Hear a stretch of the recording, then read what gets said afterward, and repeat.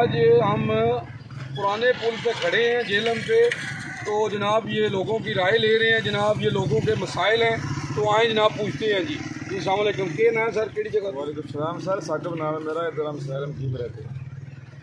तो तकरीबन 6 माह से ना मैं इधर से रोज़ गुजरता हूँ। बहुत मुश्किल है, पुल का कोई हाल नहीं है ना, ज़्यादा खड्डे हैं। पहले थोड़ा मुझे मरम्मत जब कर देते थे ना वक्त के साथ साथ, अभी तो काफ़ी टाइम हो गया, किसी बंदी की तवज्जो ही नहीं है इधर। तो यकीन करो कि आते जाते मोटरसाइकिल पंचर हो जाता है रास्ते में। बहुत प्रॉब्लम है, बहुत मुश्किल है। और जो अगर कोई बंदा बीमार हो उसको इधर लेके आना हो ना तो ये तो बहुत मुश्किल है। कम से कम कोई ऐसा तो हो ना जिसको इसका ख्याल होना चाहिए कि इधर आवाम को प्रॉब्लम है। ठीक है जी, खुद भी तो इधर से गुजरते होंगे ना, देखते हैं लोग इधर से जो है ना हमारे ये जिनको ये करना चाहिए इधर से खुद भी तो गुजरते हैं, लेकिन कोई बंदा इसका ख्याल नहीं कर रहा, गौर नहीं कर रहा। ये बहुत गलत है, इनको एहसास करना चाहिए।